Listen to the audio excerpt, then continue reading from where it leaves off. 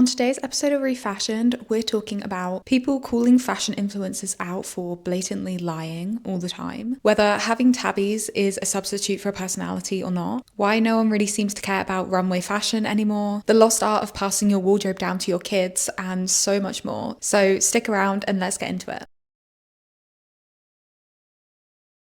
Before we do, welcome back to my podcast Refashioned, where I do expert interviews with people in the fashion industry and episodes like these where I talk about a lot of different topics in one video that I don't want to make into a full video on their own. So it ends up being quite chaotic, and today's video is going to be so chaotic because I have more half-baked ideas than normal. But yeah, if that sounds good to you, then subscribe to me on Spotify, Apple Podcasts, or wherever you get your normal podcasts from. Or if you're watching this on YouTube, then subscribe to me on the channel. And let's get into it. Do things make sense anymore? Has everyone given up? It's a bold way to start the conversation, I know. But the other night, my fiance and I were sitting on the sofa, we were watching a YouTube video, and we kind of got the classic ad break that everyone hates, but I can't really complain about since I put them in my videos too. But one advert came on that just didn't make any sense. And we were both kind of struck by how awkwardly worded it was. I paused the advert, we turned to each other and we were like, did that wording make sense to you? What did she just say? What did she just try to say? And we puzzled out why they'd use a specific word in a sentence that just didn't make any actual sense in the context. It was just the wrong word. And we were kind of thinking, okay, were they trying to say this? Were they trying to say that? Was this an AI script? And that's why it didn't quite make sense. But then no, because it was human actors in the advert. So they would have had to say this sentence and be okay with saying this sentence, knowing that the word didn't make sense in the context, and just apparently not questioning it. And this is so random. This has nothing to do with my niche of fashion, but it just made me think, are we just okay with things being shit now? Do we even care when things don't make sense? Do we just think no one else cares? Are we just slowly sliding down a slope of not caring about anything because everything else is shit? So why should we care about the wording of an advert? Do you know what I mean? And it was just kind of jarring. I mean, I know not every advert makes sense, but normally it sounds like English and that someone has maybe proofread the copy before they film and release this advert. But this just didn't. And I was already kind of thinking about this because I just started filming for the hobbies video I put on YouTube that was talking about how everything is commodified and how more people seemingly don't want to be on their phones anymore and want to be doing offline things instead. And I think a real piece of context that I might have missed from this discussion is that the online space is just becoming slop. AI stuff just continually filling our feeds and just the rage bait all the time. I mean, I briefly mentioned this in the video, but I feel it's maybe a bigger thing than I initially thought.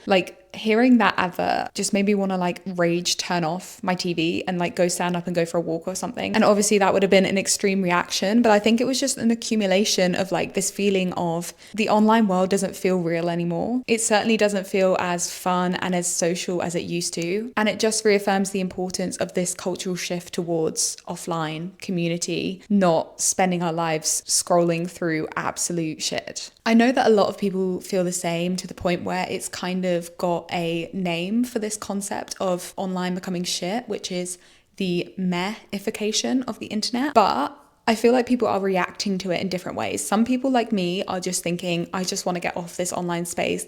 I want to be putting my phone down more and just not allowing this content to get to me. And other people have just had enough and are calling stuff out more. And I think both these things are great, but I really respect the people that are calling this out and just challenging the way we talk to each other on social media now as one big giant form of advert. And I have a very specific example of this, which I was talking about, which is one person who posted a TikTok that was basically calling out the entire fashion influencer industry. There's no audio, so I'll read it out. Lying has become an epidemic in the fashion girly community. No, you have not been loving boho and Isabel Marant for forever. Last year, you were wearing Sambas and a Brazil baby tee while placing an order for kitten heels, Tasmans, Adidas campuses, because you heard the Sambas were out, and a Love Shack fancy Stanley. And I just absolutely love the fact that someone put into words the feeling that I always get get when I see a new fashion trend. Sorry, the sun is so bright today. Because the language is always just like, oh, this has been my go-to for a while now, or like, I'm no longer gatekeeping this style that I love. And you can just tell it's somewhat of a lie, because if you scroll back through that influencer's feed, you'll find no reference to these like Isabel Marant shoes before they started trending. And everyone knows this. Everyone knows what influencers are doing, but it's almost like an accepted lie that we allow on the internet because we're okay with being sold something all the time. So we're happy to hear someone say like, I've been loving this style for a while, here's my top tips, because it almost allows us to buy into the fact that, yeah, their opinion is an educated one because they're saying that they've been loving this for a while, despite the fact that we know the contrary. So their shopping tips will be great for me, so I can buy into this style that's currently trending. And it's just like, we're all just complicit in this like online language and are aware that it's a load of bullshit. But if it means that we're allowed to shop more, then who cares? Obviously, TikTok is not the only platform to do this. Like, this kind of language is tried and tested in fashion magazines, online and digital, for a while now. But I feel like the difference was fashion magazines and stuff would get new people to write these pieces who actually had an interest in the trends. Like, you'd have a guest writer whose favorite shoe is actually kitten heels, and they would come on and give their opinion. And they would kind of maybe even provide evidence of the fact that they've been wearing them for a while. And it would always feel a bit more trustworthy in magazines, I guess, because at least we didn't have such a digital archive of this person's personal style to be able to go back through and think like, well, you're not wearing these shoes in any of your other pictures, so you're clearly lying. It's almost like there was this suspended belief in magazines that made them seem a bit more trustworthy than TikTok. And on one hand, maybe it's a good thing that now TikTok is allowing us to like see this behavior for what it is, but we're not like questioning it still. So it's almost like this suspended belief, but it takes a lot more willing ignorance for us to believe it. And I don't know if any part of this section makes sense. Maybe we should move on. It kind of linked in my mind to this pic I saw on the Substack pattern recognition, which I really love, where I think this is an original image. The author of the Substack had taken a picture of these bins that had both written on them, Tabis does not equal a personality. And like I said, I feel like this kind of ties in here. I feel like it ties into my hobby video as well, because it is true in my mind that tabby people sort of seem to always be tabby people. And you can kind of tell if someone has tabby energy online. Like, there's just this kind of like, I'd say it was brat girl, but it's almost like a little bit more refined, a little bit, it was brat before brat, if that makes sense. But I do feel like there is this kind of like continuity with, if you like tabbies, you will always like tabbies, and people wear their tabbies to death, and it's like almost like a cult. And yeah, it is kind of weird to make a shoe your personality, but as I said, at least they're not tying it to whatever's trending at the time and constantly reinventing themselves as that kind of fluctuates. So I don't know. You might be thinking, Katie, these are the weirdest topics you've actually ever introduced on this podcast. And I think you're right. I think I'm in a weird mood lately with TikTok and social media where I'm just like not buying into anything and just really not wanting to talk about it almost at all. So even like finding topics to talk about on this podcast was a little bit challenging this time. But I'm having a good time, and I hope you are too. I hope this is resonating with you. I feel like a lot of people are feeling the same. Like, for example, one other thing that I've been noticing I'm not paying attention to online is runway shows. I've been saying for a while now, actually, that I'm a little bit bored with Fashion Month, and like I feel like nothing good is coming through. And that has kind of held true for the last like 3 seasons, but I still see it cropping up in my feed. So I thought like, oh, okay, maybe this is just a me thing. I'm the only one that doesn't really care. But then I found this tweet from Brittany Sierra, who writes the Green Behavior Substack. So good. She said, I remember being glued to my phone watching Fashion Week content. The way social media gave us front row access to fashion shows / Fashion Week was everything. Now I just swipe past runway content. It's just not as interesting anymore. A runway show is a runway show is a runway show if you're not actually there. And yeah, again, put it into words what I was feeling, which is just like a runway show has lost all of that sort of like appeal to me right now. Maybe because there's this overhanging question of like the quality of even what's going down the runway, and you know, designers are not designing in the way they used to. So like, what is the difference between this and the H&M stuff coming out? Maybe it's also the fact that the industry just continues to ignore sustainability, and it's just not of interest to me to see new clothes being continually produced. Maybe it's also the fact that fashion shows and Fashion Month have just become all about influencers, and yeah, while while that's exciting, it kind of makes the clothes pale in comparison a little bit. And it feels like the real emphasis is on who's sitting in the front row rather than what's going down the catwalk. And yeah, I sound like a grandma. I sound like I'm like, bring back the golden age of runways, which I wasn't even alive for. But you know, it's just not hitting right now.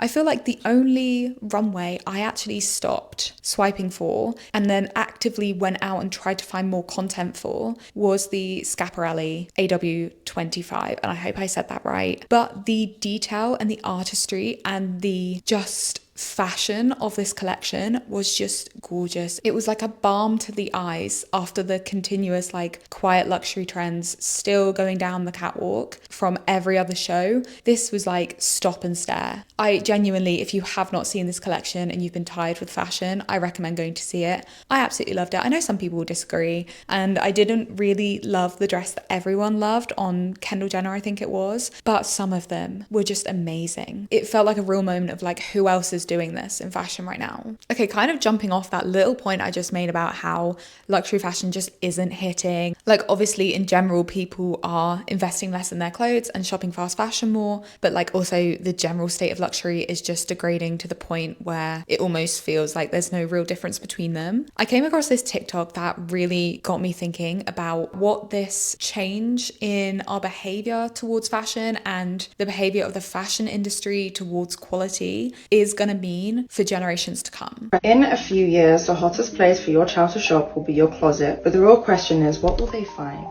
In the November issue of British Vogue, I came across this article by Lily Allen where she discussed her cherished sneaker collection and the privilege of imagining her daughters raiding her closet in the future. It reminded me of a time where wardrobes were built to last, where mothers were able to pass down handbags, heels, and perfectly preserved coats to their daughters. But today, ultra-fast fashion has stripped us of this legacy and thrives on this cycle of disposability. Synthetic materials, rush production, fleeting trends have created a culture where clothing is no longer valued beyond its first wear. And as a result, we've been conditioned to consume at lightning speed. The idea of saving a piece for the next generation feels almost laughable now, when clothes are barely made to survive a season. This shift in consumption has changed the way we view clothes.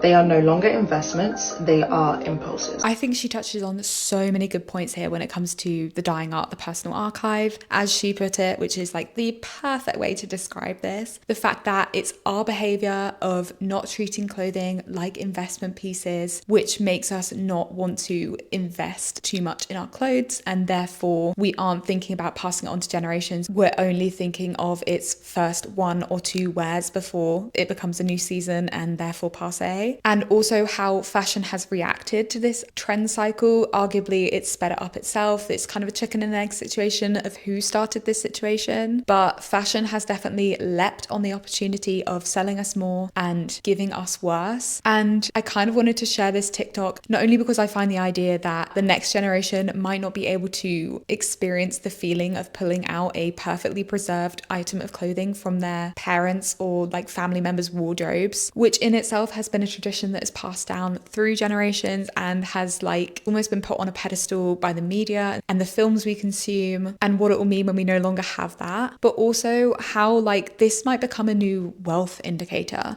for the next generation who actually have their parents' wardrobe that they can like pull pieces from, because it will kind of signify that to their parents who are living in this day and age where luxury fashion is so hard to get your hands on. It requires real dedication, it requires time, it requires investment, and it requires storage capabilities, which, you know, with most of us living in smaller homes is a luxury in itself. It will kind of be the new flex. It will kind of be a status symbol in a way. And, you know, maybe it always was, but I think the divide is going to be so much bigger. You know, I feel like it was so much more common at one point to have pieces handed down from your parents, even if they weren't like designer pieces. They might have just been like a really good quality sweater or like your mum's one good bag. And now it's like that sweater will not last probably till the end of the year, let alone for 50 years. And I just find that quite sad. And it's also got me thinking about like what my personal archive is and what I would be handing down to children. Because right now, I think I only have like like a few items in mind, mostly jewelry, maybe a bag or two. I only have like one designer bag that I would think like, yeah, someone would really want this.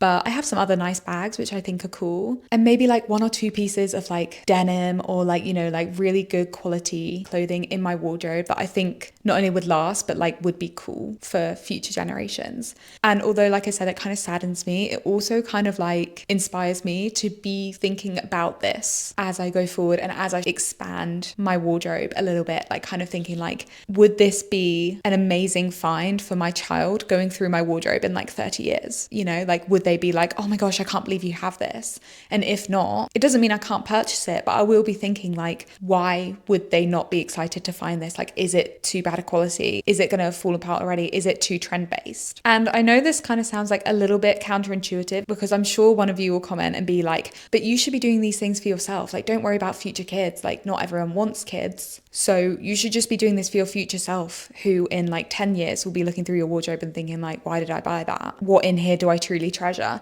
And I completely understand that. And I think still the sentiment remains the same, but it's almost like doing it for someone else maybe makes it a little bit easier for me to like hold on to a little bit. I guess that's like a brief insight into like how much we value ourselves versus other people. I don't know. This is getting strangely deep, this podcast. But yeah, I'd love to know like, what is the one piece that you think your child will be excited to find in your wardrobe in the future?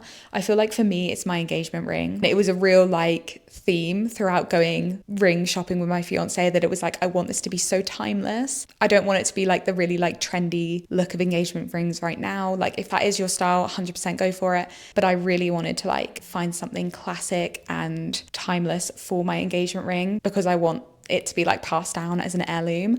So yeah, I feel like that would be my one piece. I have other pieces in my wardrobe that I feel like would also work, but if I had to pick one, it's the engagement ring. Or my Tiffany necklace, which is so sentimental to me that I want my children to wear it. But you know, that wasn't the game. So I don't know, I'm excited to hear your guys' thoughts. Complete 180, well, not really complete 180, but kind of like different track. I found this tweet. It kind of shook me to my core. Let's read it out. Someone said, I watched a documentary equals you watched it on TikTok. I read somewhere equals you read it on TikTok. People have been saying you saw someone say it on TikTok. I've been seeing you saw a TikTok about it. And like, as I said, shook me to my core, because I know I've done this. I know like I've started a sentence referencing something that I think is really smart, and then I've kind of like had this little thought in my head that was like, okay, actually I just watched like a 2-minute TikTok on that, kind of took someone else's opinion and made it my own, which is jarring. Again, I think it all just goes back to that need for us to go offline. There's a real theme here actually in what I'm talking about today, which I didn't think so. I thought this was a real jumble, but there is a real theme here of like, I think just like searching for quality in life, and that being inspired by the fact that online spaces have just become so meh, as it's called. It feels kind of counterintuitive now to talk about the trends that are happening for spring. And I haven't really been paying attention to many of them. I've only kind of like noted a few of them, some for good reasons, some for bad. One of them is color coordination. I think this is like just like a little like micro trend going on, probably to do with like personal style discourse and stuff, because obviously it is kind of like a cheat to making a good outfit, is like color theory and paying attention to what colors work with what, and then like working your outfit around that. I personally have been absolutely loving burgundy and pale pink, just the color combination that's been going around my head recently. I have like 2 pairs of burgundy shoes. I'm currently looking for a pale pink pair of socks, that's a tongue twister, to go with them, and like I think that would just be adorable. But yeah, I've been seeing like, because obviously brown is the color of the year, and people are pairing that with like butter yellow. It's very 70s. It's cool, but it's not for me. Like, I enjoy these outfits, I'm not gonna wear them. I'm not a brown lover. I'm a butter yellow lover, but I would pair it with something different. But yeah, I can enjoy these outfits from afar. I think they're cool. I think paying attention to color in an outfit is cool. So yeah, I kind of do like this trend. That's why I wanted to mention it. Other trends that I've seen, flip-flops from Copenhagen Fashion Week. Flip-flops for summer, like, yeah, I can get behind that. Makes sense. Flip-flops for winter, no. Like, I'm not a believer that you should suffer that much for fashion, that you get frostbite in your toes.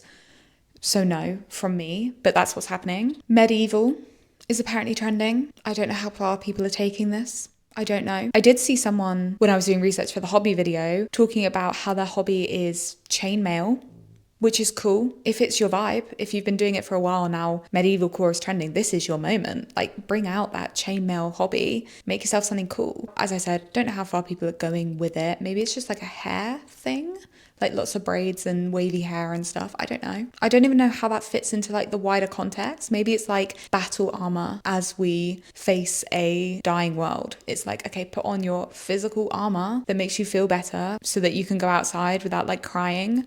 I don't know. Love to hear your theories on why medieval is trending, and also why flip-flops in January are trending too, because we didn't really go into the context of that, other than the fact that people have completely lost it.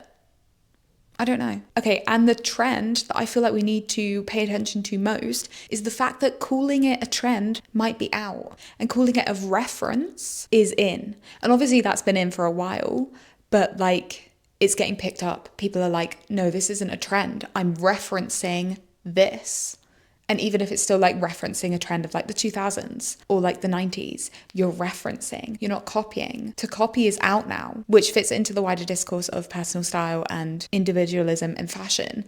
It's cool. I still think it's funny that even our words can become trends. What do you think is going to be trending, or do you think people are going to be referencing for the rest of the year? Like if we're going medieval, I feel like dragoncore could become a thing. I don't even know what that would look like. Just makeup, just like scaly sort of clothing.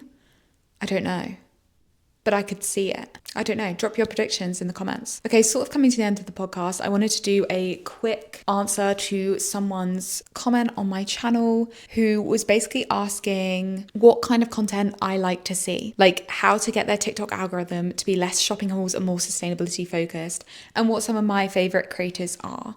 I mean, yeah, I've talked about this a little bit just in the way of like, I unfollowed a lot of fast fashion influencers when I was starting my sustainability journey, and that really worked for me. And I replaced them with creators talking about sustainability. And some of those people were at Rach Speed, at Andrea Chung _, at Reclaim DNA, at Venetia Lamana, and at Lydia Bolton. They are all amazing people, really furthering the knowledge around sustainable fashion, making it accessible, which is great. Lydia does a lot of like upcycling projects. So if you're thinking about wanting to get more out of your clothes, I highly recommend her. She's so inspiring, and her projects seem really attainable, even to people that aren't like the best at sewing like me. In terms of new people, I've been absolutely loving on TikTok just for like various reasons. Hodan Youssef, I hope I'm pronouncing that right. They have amazing personal style. Like it's not my personal style, but I just love the way they put together outfits, and I think it's really creative, really, really cool. And it always inspires me to actually get dressed in the morning.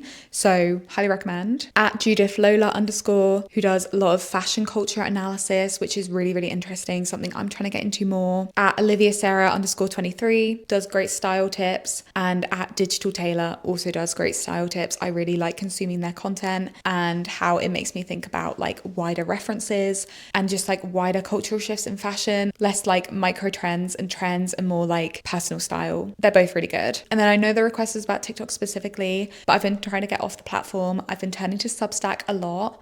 So some of the people I follow on there who I find really interesting is It's Not Sustainable, Green Behavior, After School, which is so I don't have to be on TikTok so much, because Casey does like trend analysis on TikTok. So good, so interesting. And lastly, Pattern Recognition, who I mentioned in the hobby video, and I've been really enjoying their posts lately. I think it's so interesting how they're analysing the online culture's impact on wider culture, which is what I like to do too, so it makes sense. I also obviously have a Substack platform myself if you want to follow me on there. I do like monthly updates really, but I use my chat function a lot more to just share what I'm thinking about online, and just kind of like make that almost like my way of interacting with people outside of like the platforms I don't like. So yeah, subscribe to me on Substack, but definitely come check out my chat area because that's fun. And I like to hear your guys' thoughts on stuff. So to close out this podcast, I kind of wanted to talk about a New York Times piece that has been trending recently that I read because I saw someone else talking about it. So actually, although I heard someone talking about this on TikTok, I'm not in fact basing my thoughts on this because of the TikTok. I've read the article myself. But yeah, it kind of really resonated with me right now because I feel like I am just questioning my online presence and like my need for community and hobbies and third spaces and all that jazz. And I wanted to read out some of what what was written, because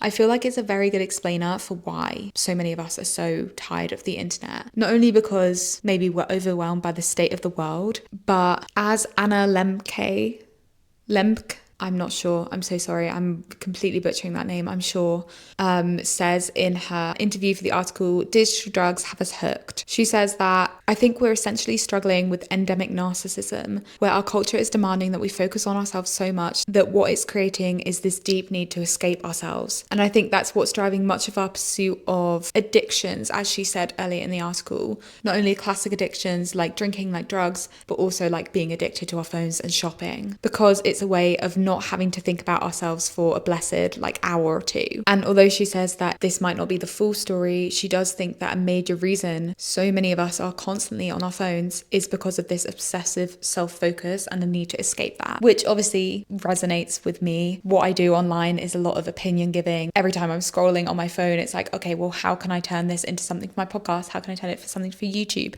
How can I form an opinion on this and give it to others online? Which, you know, I love my job. I'm not saying that, but yeah, I feel like there is this sort of burnout that comes with that, and it makes sense that this narrative is causing an almost like fatigue with thinking about how I can use anything online as a talking point. The article itself is really interesting. I recommend reading if you can find a way around the paywall. And Anna does give her thoughts on how we can sort of fix ourselves almost, which I wanted to include in case you don't want to read it yourself. She says we have to be really careful about over-consuming intoxicants or consuming them too often.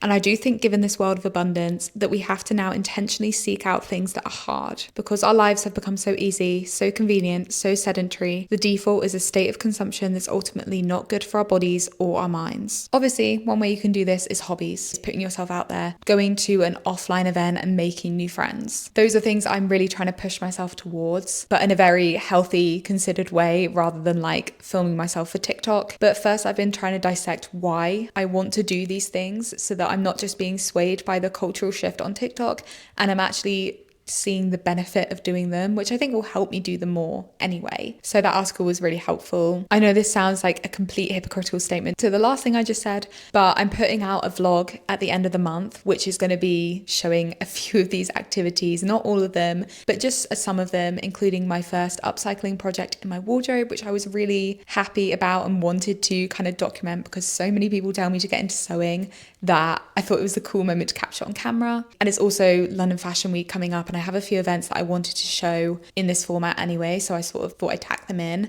But yeah, maybe me showing them will inspire other people to do them, so it'll make it worth it, even if I feel a little bit hypocritical filming the stuff that I said I wanted to do because I wanted to be more offline. I don't know if any of that made sense, to be fair. That was a real look inside my brain right now, which just feels very jumbled, very like questioning itself. And I know it's been heavily influenced by what's happening on TikTok, so I know I'm not alone, but it feels like a real step towards something, and that's kind of scary. So we'll see where this goes. Maybe I'll be relying on you guys more to send me stuff that you find interesting, because I'm going to be even less on TikTok than I was. Or maybe I'll just rely on like compilation stuff and like curated edits of the internet, like Casey Lewis's After School Substack, to keep up with stuff without actually having to keep up with stuff myself. It'll be interesting to see what happens, and I hope this video was interesting to you guys. Let me know your thoughts on any and all of the topics I've brought up, and I'll speak to you really, really soon. Have a lovely day.